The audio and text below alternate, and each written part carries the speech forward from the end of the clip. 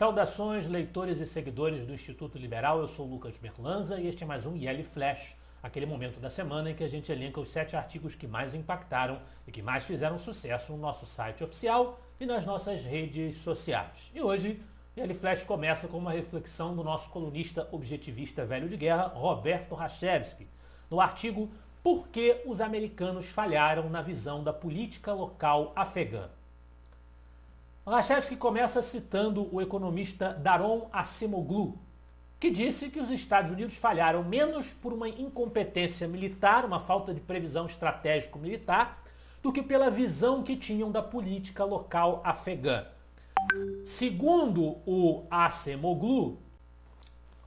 os Estados Unidos pensavam que poderiam construir de cima para baixo o Estado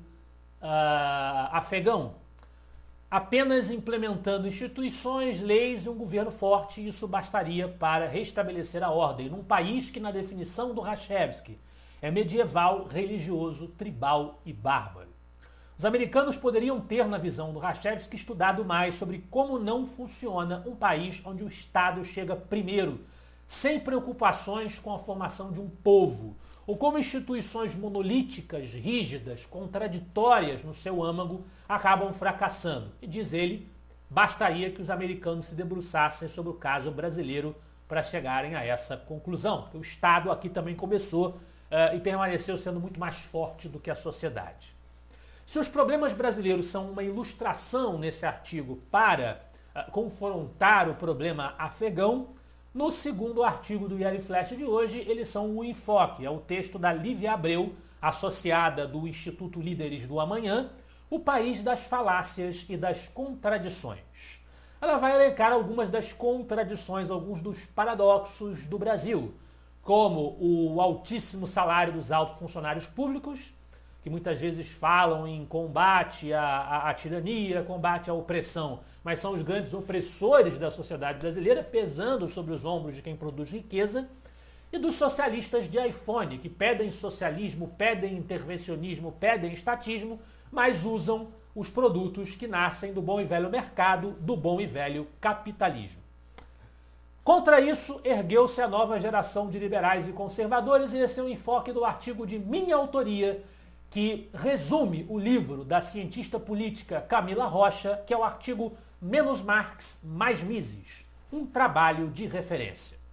Menos Marx, Mais Mises foi a tese de doutorado da Camila Rocha, que foi premiada, ela que é uma cientista política de esquerda, mas que teve a imensa honestidade intelectual de investigar o movimento liberal, o movimento da nova direita,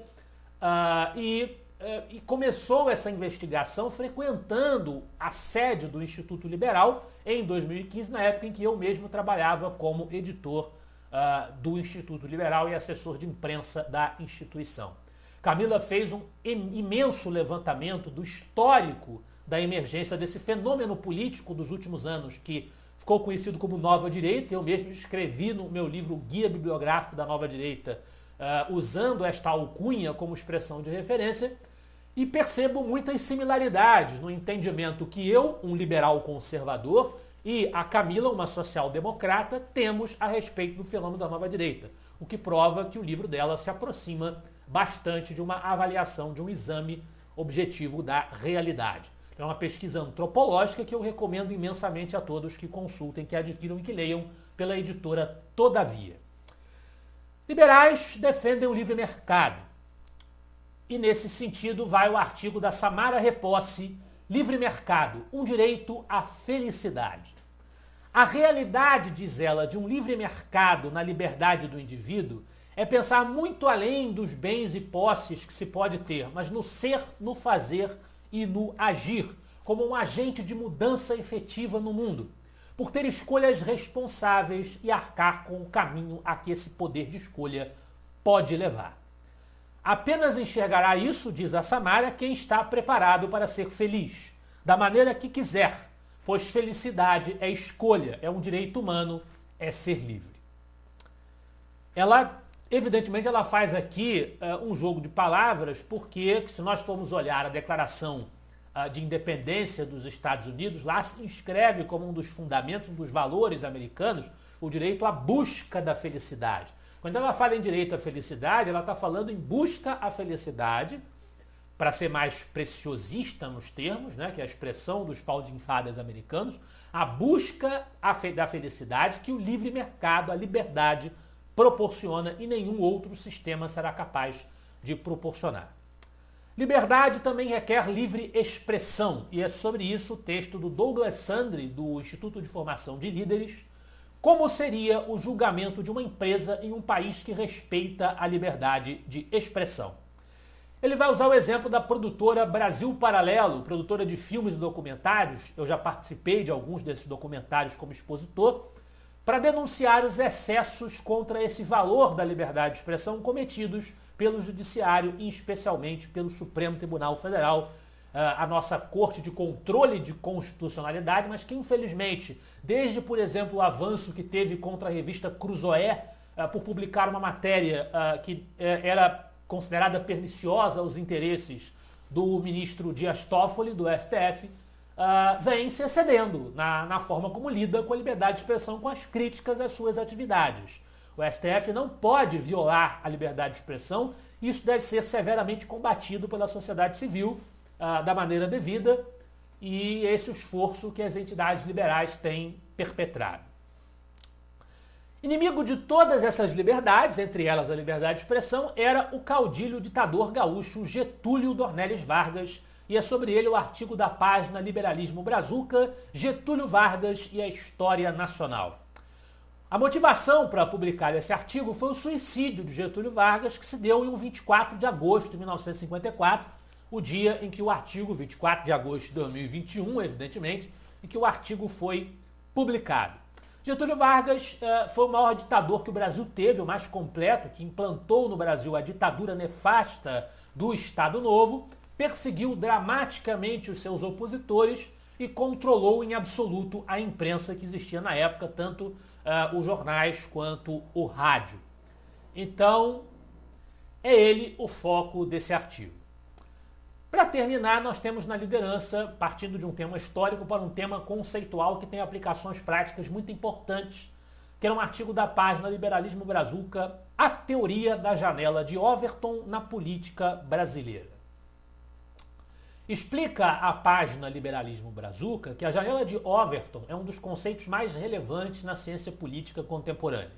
O nome, janela de Overton, vem do seu criador, o analista de políticas públicas Joseph Paul Overton. E a janela de Overton consiste na seguinte ideia: existe uma gama de ideias que um político pode oferecer publicamente ao seu eleitorado sem ser considerado um político radical, extremado, independentemente do lado que esteja oferecendo a política, seja de esquerda, seja de direita, seja de centro. O Overton, para fugir do conceito direita-esquerda, usa o espectro mais liberdade, menos liberdade, que é, em última instância, o que mais interessa na perspectiva do liberalismo.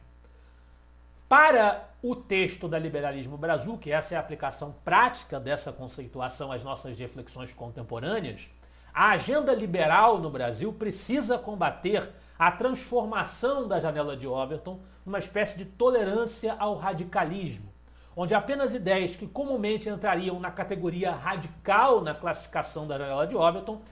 na maioria das democracias liberais do planeta, são vistas como algo que seria tratado como aceitável ou, no pior dos casos, como sensato. Basta ver que, e de modo algum nós defendemos qualquer política totalitária ou reacionária no sentido com que, por exemplo, o autor conservador português João Pereira Coutinho emprega a palavra,